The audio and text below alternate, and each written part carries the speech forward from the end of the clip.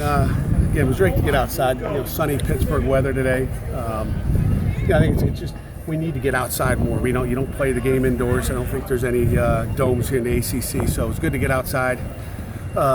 Kids came out with good enthusiasm again today.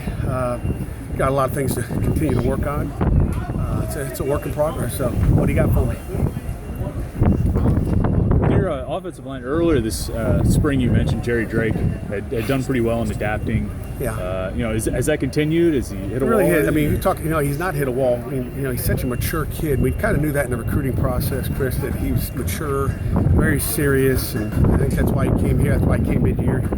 He's got an agenda, and he continues to work hard. I mean, he's still making, freshman mistakes. He's a high school player still. I mean, but he's really done well. He's been running with the twos, and he just continues to get better every day, I think.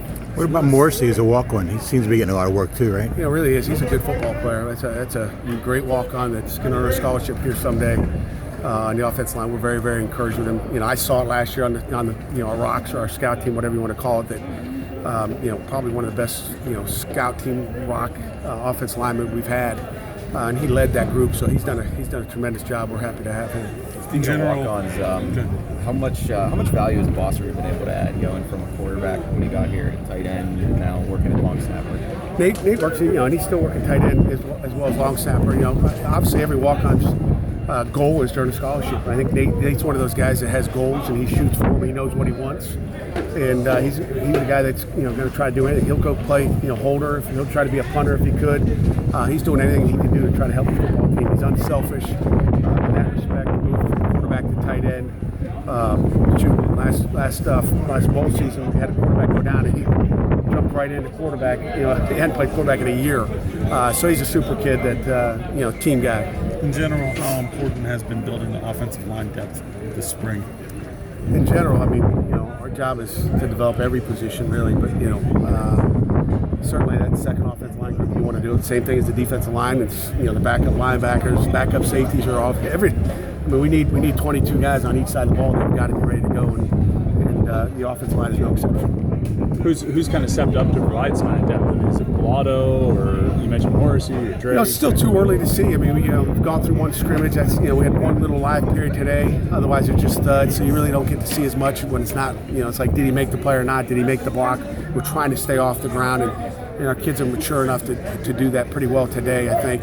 But Pilato has shown some spurts in there. I mean, Morrissey has done some good things. Justin Morgan has done some good things. He's a load in there. When he puts his hands on you, you're going down. So there's a lot of, it's the inconsistency. I mean, there's a good play and then you're going, we got to fix that. So it's never, I guess a form of beauty out there. It's, it's a work in progress, and there's good things and fundamentals we have to work on.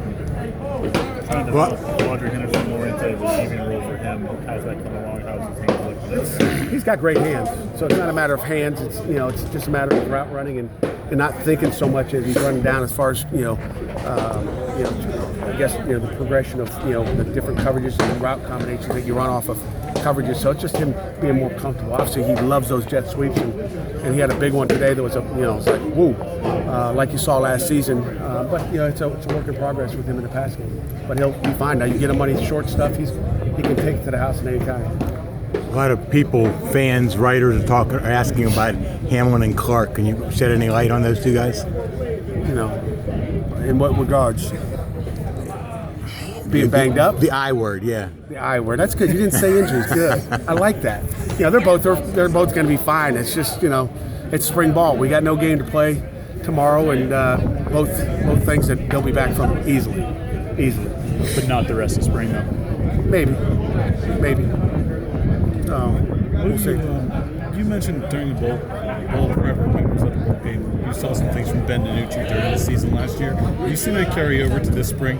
Yeah, Ben's played with a lot more confidence. I mean, he demands the huddle, commands it as well. He's done a nice job. He's grown up. He was a true freshman. He was a redshirt freshman. Now he's a redshirt sophomore. And, I think he's taken well to Coach Watson's coaching, and he's developing, and that's what we expect our quarterback. We don't expect him to come in as a freshman and be ready to go. I mean, that's why they call us coach, and that's why they put that C on your jersey. Got a random question for you, Pat. Random? They're all random. It's very random. Final Four Saturday. If you could pick a starting five from Pitt football team, played basketball, off the top of your head? Who'd you go with? I'm gonna take Brian O'Neill underneath the hoop there, you know, the 5 or whatever you guys call it now. I'm gonna take Dane Jackson. You gotta take Jordan Whitehead. I don't know if Jester can shoot or not, but as an athlete, I take him too. Can I get a 6th man? Let me think of who else. So some other guys are going to be mad. Let me look at the front 4 linebackers. No, that's a tough question. Offensively, maybe Jared Jones-Smith, another big guy, bro. Gets a power game inside. I think it's a good one to end on.